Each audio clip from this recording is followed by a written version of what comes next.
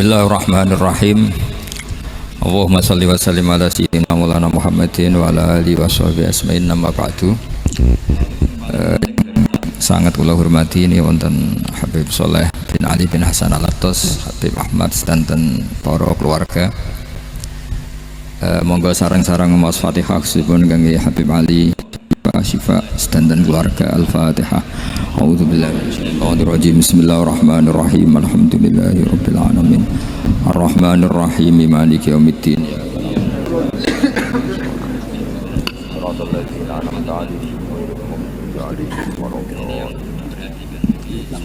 Ini ngaji pinten 20 menit.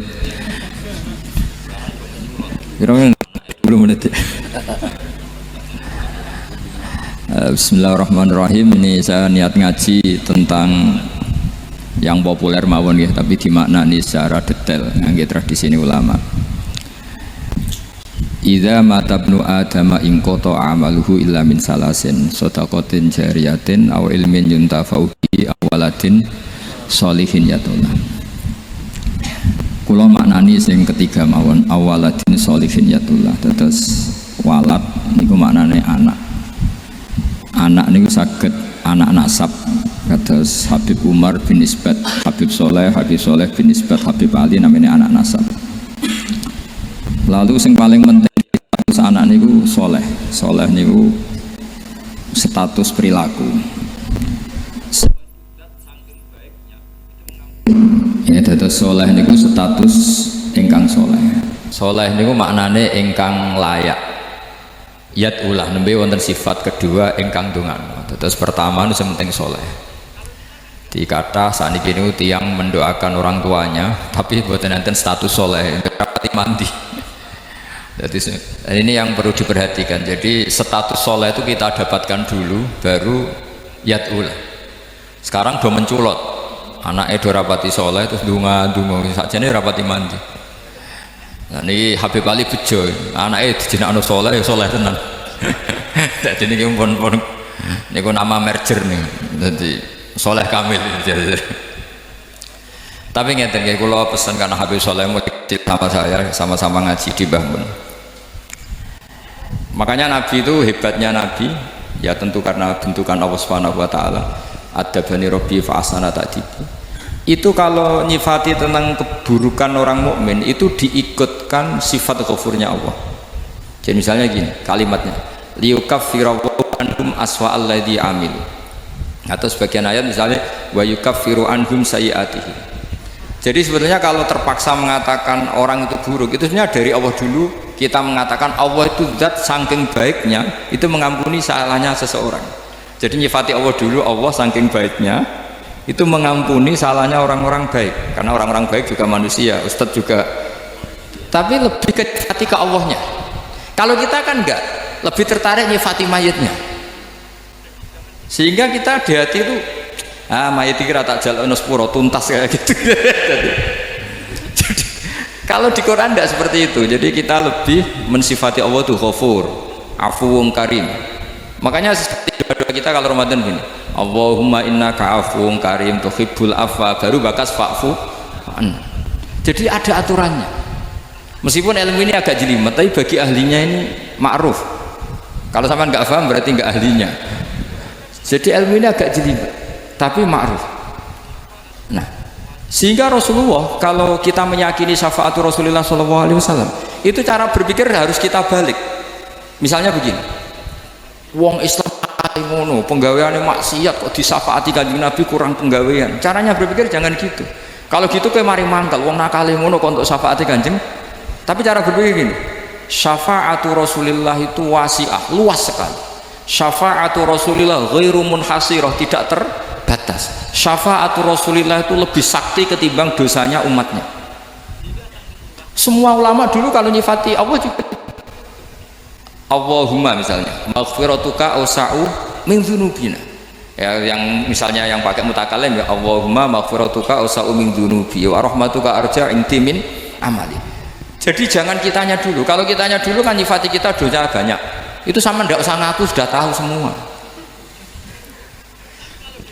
Tapi nyifati pertamanya apa? Allahumma maghfiratuka ausa'u min dzunubi wa rahmatuka arja inti min amal.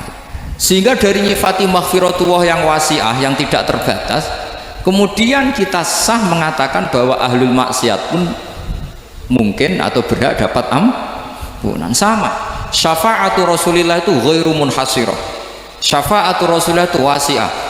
Jika salah riwayat syafaati li ahlil kabair min ummah, itu bukan menyangkut melegalkan kabirah, bukan menyangkut mengesahkan orang Islam dosa besar, karena nanti dapat syafaatnya Rasul. Cara berpikir jangan gitu, nanti kamu memberanikan orang melakukan maksiat berdasar iktimat syafaati Rasul. Itu jangan gitu cara berpikir, dibalik apa? Syafaatu Rasulullah ausa'u wa ausa', sangat luas, sehingga saking luasnya sampai yang tukang maksiat saja kebagian. Sama rahmatnya Allah Ta'ala itu wasi'ah, rizkinya Allah ya wasi', sampai wong nganggur ya iso mangan. Nah begitu juga rahmatnya Allah Ta'ala itu wasi'ah, sampai wong sing sumpek utangnya itu guyu.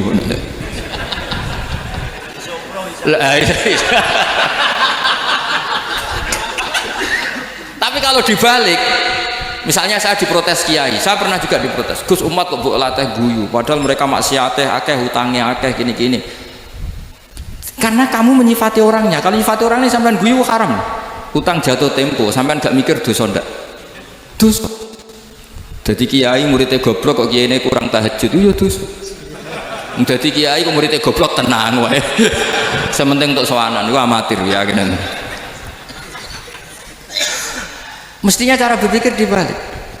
Rahmatullah wasi'ah, rizkuhu ya wasi', fadluhu wasi', sampai wong sumpek wae iso guyu. Kita ini sudah objek. Loh, kita ini tidak subjek di alam raya ini, kita tidak subjek tapi apa? Objek. Makanya saya berkali-kali mengatakan, mbok kayak apa sumpeknya kita, tetap wong iso guyu. Karena apa? Allah mensifati dirinya wa annahu wa adhaka wa abka. Allah itu adhaka, zat yang memberi orang iso guyu, wa abka lan zat sing maringi wong iso nangis. Karena sifatnya Allah Ta'ala pasti nafidah, sifatnya Allah Ta'ala pasti terjadi, dan kita objek. Makanya wong sumpek utangnya akeh, bojo ora percaya, tangga ora percaya, nak guyu banter-banter. Karena Allah itu adhaka, zat sing maringi guyu. Wa abka, sudah presiden, sudah gubernur, sudah menteri, nah Allah kepengin nangis, no yo nangis. Coba ngeluhnya apa kalau dengan seorang mantan presiden atau mantan gubernur? Kadang anaknya calonan RT udah menang bunda. Ngeluhnya apa orang alim, misalnya alim alama, anaknya mau jadi jurumiyah raiso, susah. Kaya raya anaknya jadi pasien, susah. Allah punya cara untuk abega, untuk bikin orang nangis. Nah karena kita ini objek, pasti sesumpek apapun orang yang bisa tertawa ya bisa nangis. Makanya banyak ulama yang nggak terlalu serius mikir agama ini, bukan karena daplek, enggak, karena Allah mensifati dirinya Al-Hadi, yang memberi petunjuk.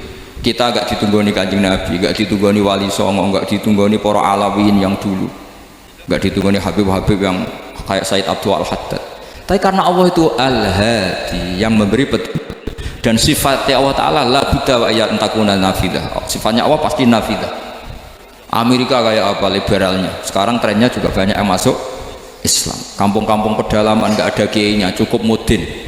Kadang yang membawa agama itu orang yang ke situ mau nyari kayu.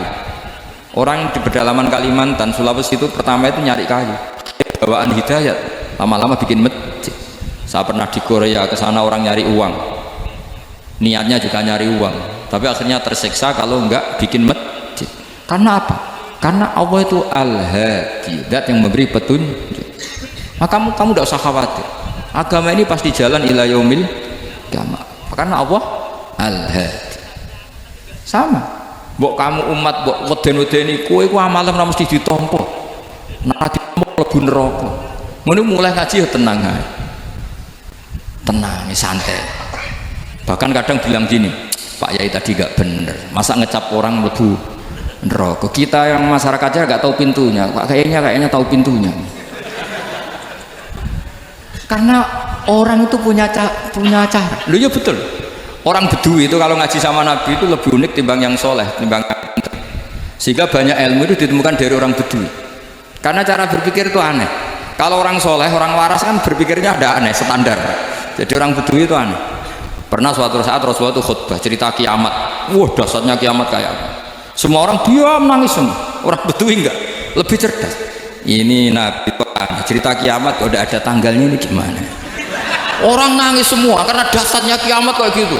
Bumi dihancurkan, pantas sudah nangis dewi-dewi. Ya ono sing nangis pabrik banyune macam-macam ya. Ini kalau kiamat gimana ini perjalanan air kemasan saya kan orang mikir mikir dewi-dewi. Tapi ini tidak orang Bedui cara berpikir tuh enggak malah ya Rasulullah mata sa'ah engkau itu cerita kiamat tapi enggak jelas tanggalnya. Kalau cerita kiamat ya harus jelas dong kapannya. Jadi unik. Jadi cara berpikir sahabat kaget semua loh, kaget karena gak kepikiran. Nabi A'radu itu mengabaikan. Banyak sahabat yang menganalisis lam yasma kan. Nabi memang gak dengar sehingga mengabaikan. Ada yang analisis lagi sami'a wa kariha. Sebenarnya Nabi dengar itu gak berkenan karena tengah-tengahnya khutbah kok tanya. Tapi si Arabi ini cerdas, masuk akal kan? Misalnya mau pilihan presiden, orang mesti tanya kapan kan gitu. Mau ganti presiden atau ganti bupati, takarannya orang kan kapan? Kayak Mas Akom jadi wali ndak, pertanyaannya kan kapan? Kalau jatuhnya kan sudah ya. Sehingga tanya mata sa'ah ya Rasulullah. Lama-lama Nabi diangkat-angkat, bener juga orang ini, saya cerita kiamat kok nggak jelas kapannya. Ini Nabi menjawab. Tapi karena Nabi orang-orang yang sangat pinter, tanya balik ma'atattalah. Lalu kalau kamu tanya kiamat kapan, saya tanya balik, ya persiapan kamu apa? Jawabnya santai aja. Fa wallah ma'atattalah kabira sholatin wala siyamin walakinni uhibbuka ya Rasulullah. Saya enggak menyediakan apa-apa, sholat saya biasa aja, maksudnya standar. Ya kira-kira 5 waktu pas. Ya jenis saya lah kira-kira gitu. Wala kabira siyamin, dan saya puasa ya standar saja pas. Walakin uhibbuka ya Rasulullah, tetapi saya mencintai engkau ya Rasulullah. Jawabannya Nabi apa? Almar'u ma'aman ahabba. Sebagian riwayat anta ma'aman ahabbta. Jadi hadis itu populer tuh barokahnya wong desa. Andai kan dia punya etika, maka sowan dulu tanya 4 mata. Itu jadi hadis ahadi. Tapi barokahnya dia selonong di depan umum. Zaman Nabi khutbah jadi hadis mutawatir. Jadi kadang barang baik itu barokahnya orang yang enggak baik. Maksudnya suul adab. Tanya gitu kan suul, tapi itu barokah. Akhirnya hadis itu mutawatir karena didengar ribuan sahabat yang mendengarkan khutbahnya Rasulullah. Tapi kalau hadis itu satu-satu kan khossoni bidzalika Rasulullah, khossoni bidzalika Rasulullah, itu nanti jadi hadis ahadi yang kualitasnya jauh di bawah hadis mutawatir. Jadi barokahnya orang suul adab itu ya ada karena Allah yang mendesain ini. Akhirnya kata sahabat, kata Anas bin Malik, mereka itu mangkelnya bukan main sama Arabi tadi karena tanya nggak sopan sama Rasulullah. Tapi setelah Nabi jawab almar'u ma'aman ahabba fama farihu bisyai'in farohahu bidzalika batal. Mereka tidak pernah senang dengan hadisnya Nabi sesenang riwayat almar'u ma'aman ahabba. Barokahnya Arabi Bedui. Makanya saya sebagai kiai ini Bedui saya tak pertahankan ila yaumil qiyamah. Karena umat ini pernah terbarokahi oleh orang apa? Bedui. Barokah suladab tadi. Jadi mohon ini supaya majelis ini kan majlisul itorti Rasulullah, coba terlatihlah mengatakan Allah itu subjek, Allah itu al-fa'ilul mukhtar, Allah itu al-fa'ilul mukhtar, Allah itu yang menentukan alam ini. Dan Allah mensifati dirinya wa annahu wa adhaka wa abka. Allah itu zat yang memberi orang itu bisa tertawa, dan Allah juga yang memberikan orang itu bisa menangis. Mbok kayak apa kamu neror umat, amal nggak mesti diterima gini-gini. Ternyata neng majelis nangis ya, mulai guyu. Kadang guyu-guyune ngenyak tenane. Daripada apa ya agak-agak merodok orang yang dohirnya beda dengan batinnya, nggak perlu distatuskan seperti itu. Ya sudah biasa saja. Jadi, nah, fi muqaddimihim, imam besar dalam manhaj ini namanya Abdul Hasan apa? Asyadili. Abdul Hasan Asyadili itu kalau ada orang tanya gini, Beb saya ini susah, sholat saya tidak mesti diterima Allah gini-gini, marah. Nggak usah. Kafa bika jazaan an radiyaka laka ahlan. Sudah kamu ditakdir pernah sujud itu sudah keren.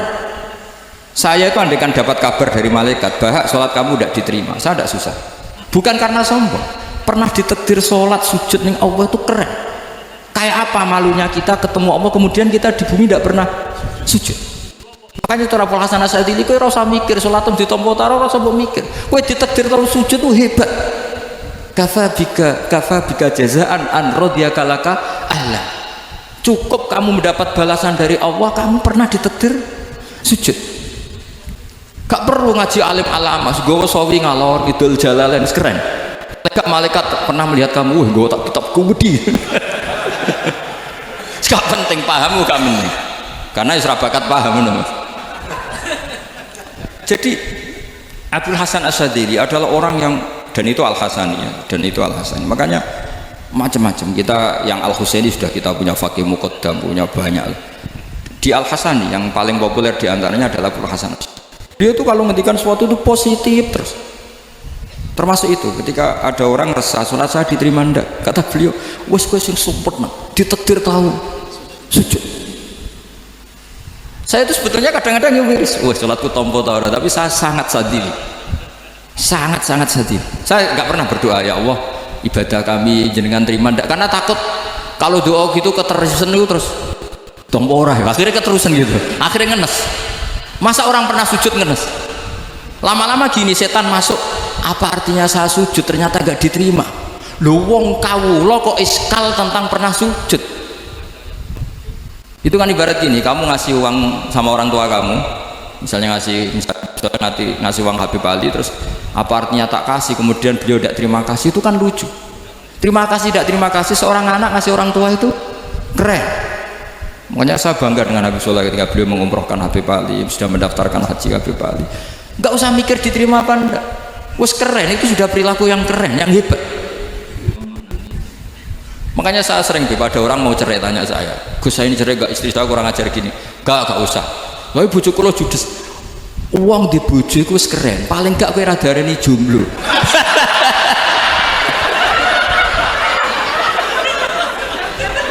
Diarani dudul ora enak.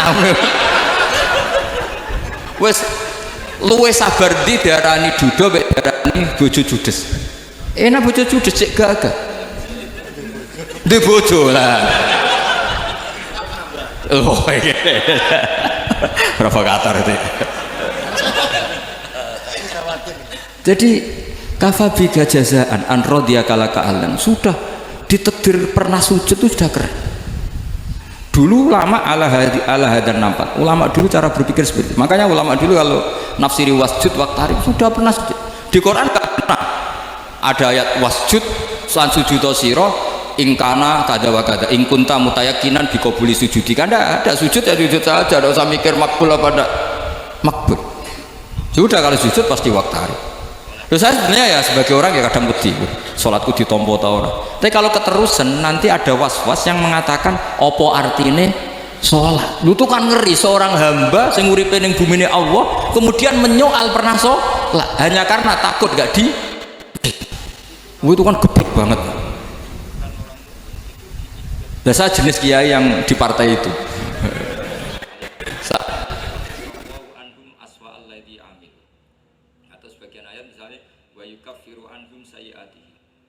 Jadi sebetulnya kalau terpaksa mengatakan orang itu buruk, itu sebenarnya dari Allah dulu kita mengatakan Allah itu zat saking baiknya itu mengampuni salahnya seseorang. Jadi nyifati Allah dulu, Allah saking baiknya itu mengampuni salahnya orang-orang baik, karena orang-orang baik juga manusia, Ustadz juga. Tapi lebih ke nyifati ke Allahnya. Kalau kita kan enggak, lebih tertarik nyifati mayitnya. Sehingga kita di hati itu mayit kira tak jalan sepuro tuntas kayak gitu. Jadi kalau di Quran tidak seperti itu. Jadi kita lebih mensifati Allah itu Ghafur, Afuwun Karim. Makanya seperti doa-doa kita kalau Ramadan gini, Allahumma innaka afuwun karim tuhibbul afwa, baru bakas fa'fu. Jadi ada aturannya. Meskipun ilmu ini agak jelimet. Kalau keneng di kom. Di umat masa kamu gak ada keren iblis. Jadi lah nanti kalau misalnya ada manhajnya Habib Soleh yang yang tidak seperti itu tidak apa-apa, mungkin supaya orang nggak takabur, nggak fakhr. Sehingga makanya mulai dulu lama itu ya partainya kalau nggak rojak ya khauf. Nah saya ini yang jelas terang-terangan ikut partai rojak saja, Pak. Partai rojak karena banyak yang sudah di partai khauf, tapi saya rojak yang bil ilmi tadi. Makanya Sayyidina Umar radhiyallahu anhu itu yang namanya sama sujud, saya itu punya kitab Habib Soleh pernah tak tunjukin tulisan tangan saya, muji-muji sujud. Sayyidina Umar ketika ditusuk seorang gila itu Majusi, Abu Lu'lu' terkenalnya, itu Ghulamul Mughirah terkenalnya, ditusuk, dia sahabat, beliau sahabat wali. Jadi nusuk Umar itu kayak apa? Nusuk Mas Akom aja dosa besar, apalagi nusuk Umar. Itu ketika ditusuk, dia itu ya punya dendam, namanya manusia itu punya dendam. Artinya namanya orang kan mangkel sama yang nusuk. Kalau orang mangkel itu inginnya kan yang nusuk itu masuk neraka. Tapi apa kata Umar? Ini tanya pertama, yang nusuk saya siapa? Orang Majusi. Orang Majusi, Ghulamul Mughirah. Alhamdulillah alladzi lam yaj'al maniyati biyadi rajulin lam yasjud laka sajdatan yuhaju biha indaka yaumal qiyamah. Saya itu senang Gusti, yang nusuk saya orang yang nggak pernah sujud sama jenengan. Jika kalau saya dendam supaya dia masuk neraka, saya nggak tahu orang itu nuntut sama saya. Tapi kalau dia pernah sujud, pernah sholat, kemudian dia masuk neraka karena nusuk saya, kemudian dia berargumentasi, saya pernah sujud ya Allah, kenapa engkau masukkan neraka? Saya tidak berani jawab ya Allah, saking hormatnya sama yang namanya sujud. Jadi kamu ada dendamnya kesampaian, cara Jawa ya, dendam dengan tanda kutip ya, tidak mestinya. Jadi mantel lebih sing nusuk, nak mlebu neraka pantas, wong ora tau sujud wae Gusti gitu. Tapi kalau pernah sujud, kemudian dia masuk neraka karena saya, bisa yuhajuni biha yaumal qiyamah. Jadi kayak apa sujud? Saya apa? Nabi itu kalau muji sujud sampai mengingatkan wa hatta takuna sajdatul wahidatu khairan minad dunya wa ma fiha. Nanti kalau kamu di akhirat ketemu kenangan terbaik kita apa? Di dunia pernah sujud. Keren. Cara ning pondok wis tau bayar seharian. Cara sowan kiai tau ngamplopi Mas. Wis go jajan ya. Nah tapi kadang syaitan itu masuk tadi, apa artinya sujud gak mesti ditompo, apa artinya sowan Habib ngaturi gak mesti ditompo, ngaturi kiai, akhirnya ada ketakutan. Nah kalau ketakutan ini berlebihan lama-lama, apa itu sujud? Wah itu sudah buruk sekali, wong hamba kok tanya ma faidatus sujud. Nah ini di pentingnya madzhab-madzhab Syadzili. Jadi saya ngaji agak-agak uraan wa amdan. Kalau ini watak sudah bukan. Jadi uraan itu ada dua, ada yang amdan bismil ilm, ilmunya banyak terus milih manhaj. Insya Allah saya partai itu. Ada yang uraan bakat Mas. Ada apa banyak? Nah sebetulnya khauf juga gitu Bim. Ada khauf itu karena ilmu. Ada Habib alim alama atau kiai alim alama, dia tahu masyarakat kalau ngikuti Gus Bak nanti jadi fakhr, kurang tawaduk, terus dia milih partai khauf. Lah yang buruk itu ada kiai yang milih khauf pancen dari awal sati cilik. Jenisnya wis sati. Jadi sebenarnya dia tidak cukup ilmunya nerangkan khauf, cuma jenisnya wis sati cilik. Wong ning omah lawang dikunci ono gludak-gludak, ono hantu putih. Jadi ya sama, yang bawa rojak bisa bawa ndablek, yang bawa khauf bisa saja ati cilik. Nah kita ingin yang bawa rojak ya bismil ilm, yang bawa khauf juga bismil ilm. Ya ono teh Mas wong sing ati gede, menggaene dua blek, tapi enggak bawaan rojak, memang bawaan ndablek. Ada yang ati cilik tapi bawaan khauf. Jadi mengatakan khauf tapi sebetulnya bawaan ati cilik. Nah kita inginnya ndak, kalau rojak ya bismillah kayak Abdul Hasan Asyadzili, kalau yang kampanye khauf kayak Sayyid Abdul Haddad bawaan apa? Sehingga kita ini Qul inni ala bayyinatin mir rabbi, semua itu berdasar ilmu sing jelas welo-welo. Makanya semua nabi memaklumatkan apa? Qul inni ala bayyinatin mir rabbi. Jadi semua ilmu syaratnya apa? Bayyinah. Bayyinah itu kebenaran ilmiah sing jelas welo-welo. Makanya itu yang disebut Allah Subhanahu wa taala mensifati kekasihnya yaitu Nabi Muhammad sallallahu alaihi wasallam, lam yakunil ladzina kafaru min ahlil kitabi wal musyrikina munfakkina hatta ta'tiyahumul Rasulun minallah yatslu suhufam mutahhar. Niku Kanjeng Nabi saking cerdase, meneh tek wong Islam, wong musyrik, wong kafir, ngerti logika yang dibangun Nabi saja kuat infikak dari kemusyrikannya. Makanya disebut munfakin. Orang-orang musyrik, orang-orang kafir tidak munfakin, tidak tercerabut akidahnya hatta ta'tiyahumul bayyinah. Itu siapa? Rasulun minallah yatlu suhufan mutahharah. Masyhur itu debatnya Nabi dengan orang-orang musyrik. Mereka bilang, ya Muhammad, kita ini urusannya banyak, kasusnya banyak, lalu anda mengajarkan ke Tuhan satu, masa urusan banyak cukup Tuhan satu? Itu gak fair Muhammad. Aja'alal alihata ilaha wahida inna hadza la syai'un ujab. Urusan kita banyak, masyakil kita banyak, muskilah kita banyak, kalau Tuhannya satu tidak cukup Muhammad. Nabi dengan santainya memberi penjelasan, ya sudah gini saja, kalau kamu jadi budak atau pembantu, majikan kamu banyak, semuanya merintahkan kamu, semuanya bikin aturan untuk kamu, kamu suka enggak? Ya gak suka Muhammad, kalau majikan kita banyak repot.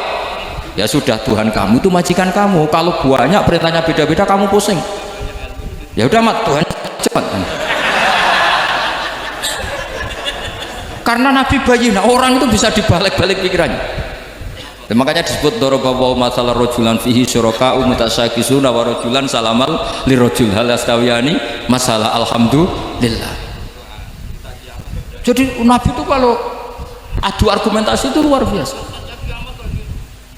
Jadi segampang itu Nabi memberi apa? Argumentasi. Karena beliau adalah al-hujjatul balighah. Jadi Nabi itu gak pernah kelar. Pernah Nabi debat sama orang Yahudi, Muhammad, saya ini turunan Ibrahim, kita ini Israel ya, kita tahu Israel adalah turunan Nabi Israel, nama lain dari Yakub, Yakub bin Ishak bin Ibrahim. Padahal Yakub ini punya anak namanya Yahuda, makanya Yahuda bin Yakub bin Ishak bin. Kita ini yang mirip Ibrahim, bukan kamu. Tapi orang Yahudi itu nggak apal nasabnya, sehingga mereka bilang kita ini saking baiknya Ibrahim saja pengikut kita. Terus digojlok oleh Nabi, Ibrahim itu buyute Yahuda, makanya digojlok, ha antum haula'i hajatum fi ma lakum bi ilm falimatu hajuna fi ma laysa lakum bi ilm. Kita adu debat itu sudah ilmiah, kenapa kamu menjadi tidak ilmiah? Kenapa Muhammad? Terus Allah menurunkan wa ma unzilatit taurat wal injilu illa min ba'di fala ta'qilun. Artinya gini, kalau Ibrahim dikatakan Ibrahim Yahudiyah, itu sama dengan saya berkali-kali podo karo sampean saling ngendikan Mbah Zubair itu pengagumnya Gus Roji misalnya. Padahal Gus Roji bin Ubab bin Maimun bin Zubair, misalnya Gus Roji bin Kiai Haji Ubab bin Kiai Haji Maimun bin Kiai Haji Zubair. Nah Ibrahim itu kan Yahuda bin Yakub bin Ishak bin Ibrahim. Terus mereka bilang Ibrahim itu pengikut Yahudi. Itu kan kebalik-balik. Kayak Habib Hasan itu pengagum Habib Soleh. Kan Habib Hasan rohnya ini gimana, ini sih mbahnya kok dianggap. Nah sehingga orang Yahudi ketika Nabi berdebat beda dengan Nabi Muhammad SAW. Ketika ditanya kenapa kamu yakin agama tauhid, millata abi, karena ini agama nenek moyang saya, millata abikum apa? Ibrahim. Jadi jelas akhirnya orang Yahudi ngerti. Ya kan sama dengan mengatakan tadi Pak Karno itu pengagum Puan Maharani, kan aneh gak kalimat itu. Mbah Hasyim Asy'ari itu pengagum Gus Dur, gak lucu itu. Jadi Nabi itu orang yang bayinah itu kalau menerangkan kebenaran itu bahkan orang kafir bisa infikak, bisa munfakin, tercerabut dari akar kekafiran. Nabi itu mudah sekali merubah logika. Makanya di Quran sering ada kata aro'aitum, karena memang tadi. Nah saya mohon apapun pilihan anda rojak, kayak Abdul Hasan Asy'adili tadi, ketika orang resah sujudnya diterima apa enggak, sholatnya diterima apa enggak, beliau bisa berargumentasi betapa pentingnya sujud. Wes aja kowe iku kawula, tahu sujud itu keren. Saman bayangkan betapa malunya kita kalau kita ketemu Allah kemudian di dunia enggak pernah. Lho paribasane kula mlebu swarga lah wisin. Mlebu swarga tapi ning donya ora tahu wisin. Sama seperti kowe di guru saurip-uripmu ora tahu salam templek wisin. Kira-kira seperti meskipun salam template ora penting ya ora penting dong, misalnya soalnya salam template 50.000 duwe wis akeh ngono kan, nama sakom penting kudu rokok. Itu bukan nilainya kok, betapa malunya kita. Saya dulu mau sarang, andai kan tidak pernah khidmah sama yuk malu tenan sebagai apa? Santri. Makanya Sayyidina Umar ketika beliau dibunuh orang itu pertanyaan pertama, dia pernah sujud enggak pernah. Andai kan dia pernah sujud, maka saya tidak berani masukkan dia masuk neraka. Takutnya dia protes sama Allah, ya Allah saya pernah sujud, kenapa harus di neraka? Atau Umar ditanya Allah gini, Kue ridho wong sing tau nyembah aku kemudian dia di neraka. Kayak apa?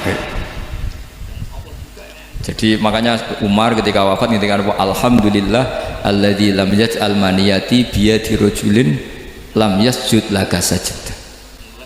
Ya, jadi saya mohon sekali jadi majelis ini sebagai majelis mubarak, caranya dibenarin, apa tauhidnya dibenarin. Jadi Allah itu adhaka wa abka, Allah itu al-hadi, Allah itu ar-razzaq. Sehingga menteri ekonomi mbok salah rumusnya lah wong tetep mangan. Mergo Allah itu ar-razzaq. Mbok negara dikelola keliru lah wong tetep mangan, wong Allah itu ar-razzaq. Kiai rada akeh sing di masalah, tapi ya tetap agama ini jaga. Lho andai kan syaratnya agama ini kiai ini bener, wah yo repot. Kowe iso bayangno masakom bener terus. Tapi agama ini berkali-kali coba di TV itu banyak nyuwun sewu, ada ustadz, ada kasus apa, ada kiai, kadang ada masalah hukum. Agama ini jatuh enggak masalah. Padahal di TV itu sudah dinasionalkan kan, ada kiai terlibat kasus hukum atau ustadz tertangkap karena melakukan apa itu. Tapi enggak ngefek karena agama ini bihifdillah wa biriayatillah. Sama.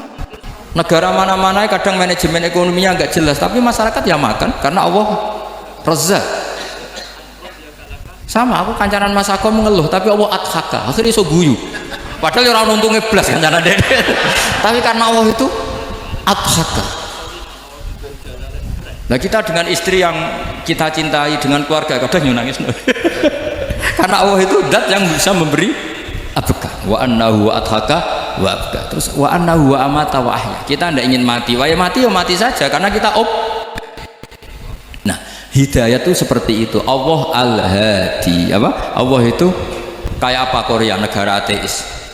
Nggak kebayang di sana ada ngaji Aqidatul Awam, Mabadi' Fikih. Sekarang banyak. Saya tuh kalau beli Aqidatul Awam perdusan, tak kirimkan ke Korea. Sebelum saya ke Korea, karena sebagian santri saya di Jogja. Di sana ada ngaji Aqidatul Awam, ngaji Takrib. Bahkan saya di sana dilagokno sakduna fid dunya.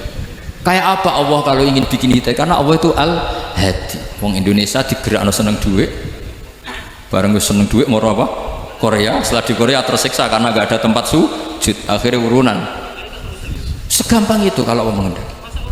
Itu nggak dibenem MUI, nggak dibenem, karena Allah al-hadi.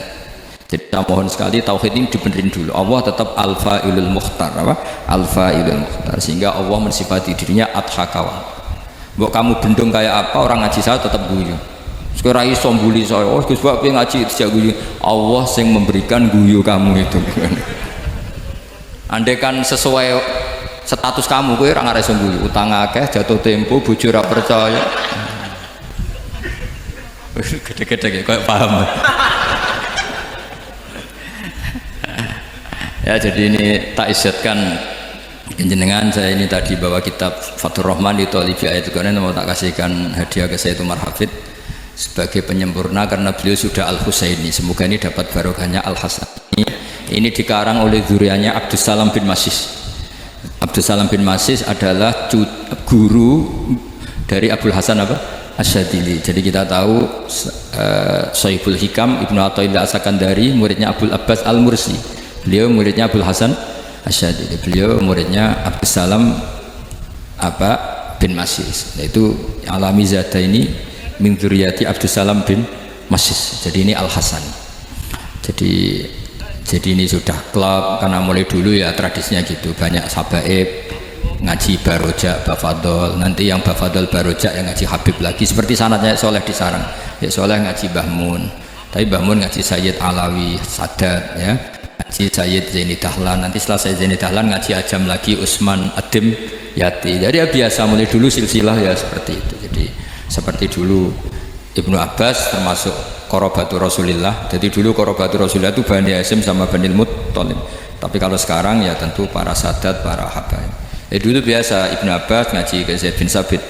Itu Ibnu Abbas yang mencium tangannya Zaid bin Sabit. Tapi Zaid bin Sabit juga mencium tangannya Ibnu Abbas karena Rasulullah SAW.